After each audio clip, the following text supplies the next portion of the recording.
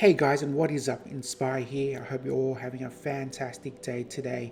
In this video, I'm just going to quickly talk to you about the new and latest update from NBminer, which is version 39.6.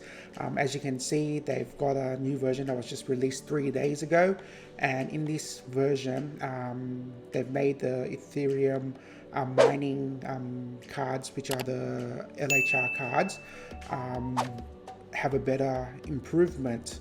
As you can see here, let's just quickly read through what the updates are. Okay, so higher hash rate, more stable LHR, unlocking for both LHR mode 1 and 2. Default LHR mode changed to LHR mode 1 for LHR GPUs.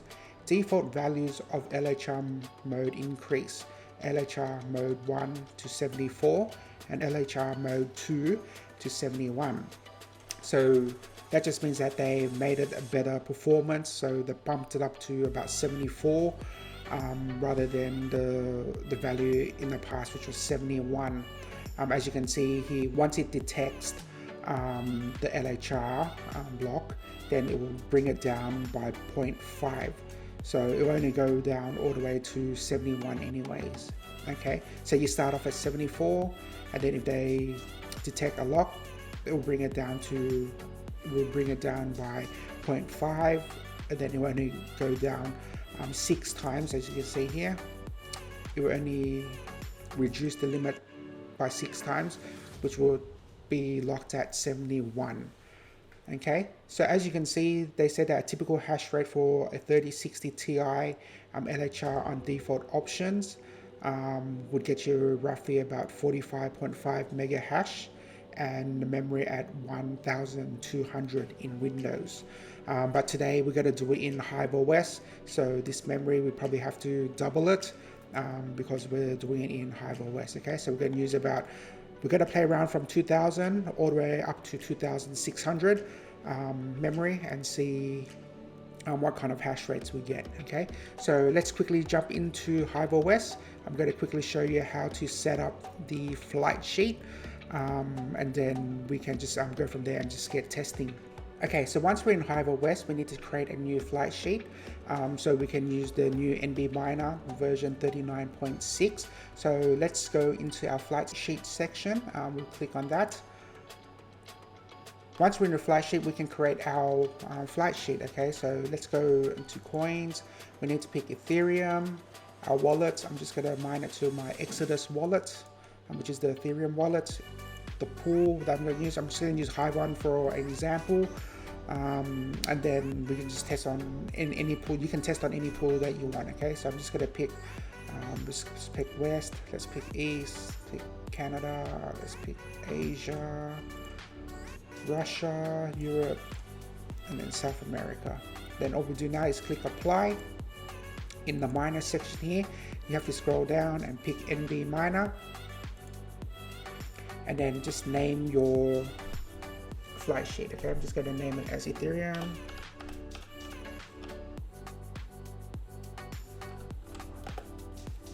Ethereum on Hive One, so I know what pool it is, and NBminer. Okay, so all you do now is just click create flight sheet, and then once the flight sheet applies, we can go back into our worker and apply this flight sheet.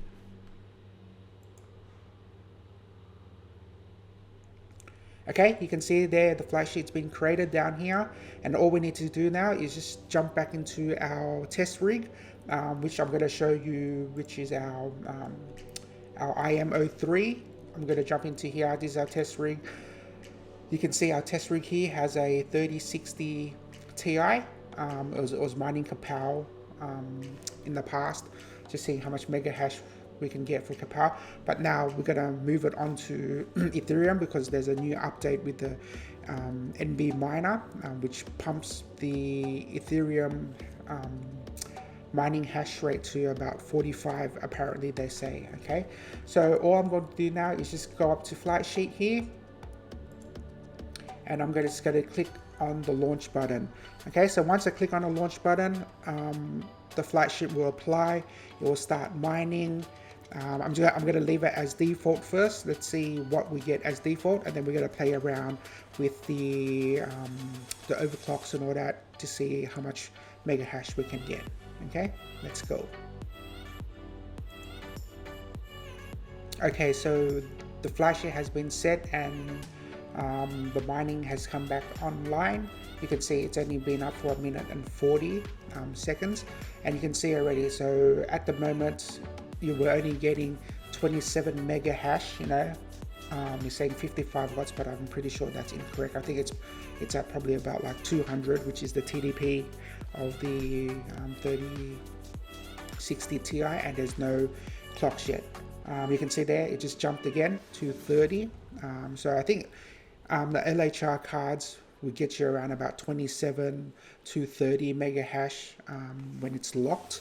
But with this new software, with this new update from NBminer, they say that we probably can get about 45. So let's quickly play around with the clocks and just quickly see what we can get. Okay, so all we need to do here is just click on this little overclock button here and pull up the overclock settings. So they say that for the core settings, leave it as 0. The memory, change the memory to I think it was 1200 in Windows, but as we're doing in HyperWest, which is Linux, we need to double that value. Okay, so 1200 Windows, so they say roughly about 2400 in Linux, but first I'm going to quickly just try 2000 and see what that gives us. Okay, see if that gives us any boost.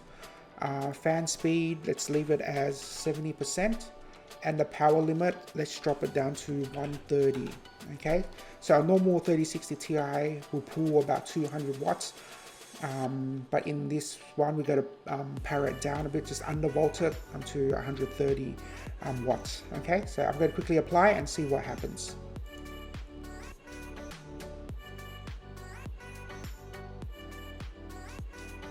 Okay, so in the software you can see that when we put the settings in, so about 1000, so we put the power at 130 watts, the fan at 70, we left the core clocks open, and we did the memory at 2000. Okay, and you can see we're getting about 43.3 mega hash already. So maybe we'll just pump up the memory clock a bit more. Let's see if we can hit that 45. Okay, you can see here the lock has been detected. This is where it would drop down the 1.5 default setting to 1.5, drop it down from 74 down to 71. Okay, so that's the maximum we'll ever stay at. It will stay at 71. As you can see, it's already, you can see the continual mining equals 71.5. So we'll only drop one more time if it does drop, and then we'll see what happens. Okay, so let's up the memory again to see what mega hash we can get. Okay, let's go to their recommended 2400 clock. Okay, I'm going to apply it now, and then let's wait about 2-3 minutes and see what hash rates we can get. Okay, so you can see I put the memory at 2400 now, and now we're getting about 43.14 mega hash.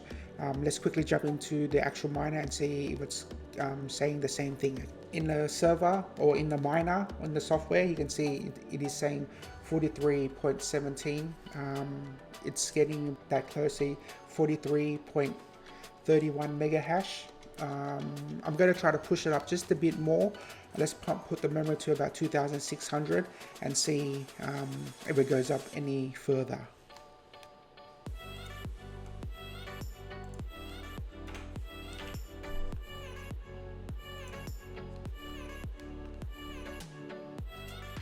Okay, as you can see, now the memory is set at 2600 or 2600, and it's just gone up by a little bit, so from 43.17 or 43.18 all the way up to 43.82. That's the highest I can go.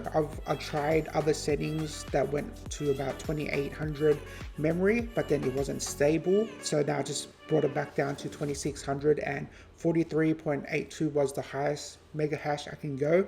They said you can get 45, but I think this card is lacking on the memory or lacking on something, or might be a heat issue or something that I have to double check and fix out. So 43.82 is not bad from 30 or from 27 mega hash at stock. So that's about, you know, an extra 13 mega hash on top, with just using NBminer software, or NBminer's new version 39.6 mining software, and just to get extra 13 mega hash out of that. So yeah, that's awesome, you know.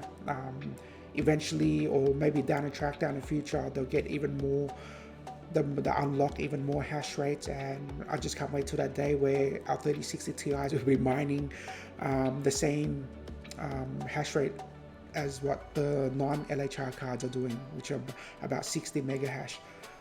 But 43 or 45, as they said, is not too far away. It would only get closer and closer to that 60 mega hash as time goes by.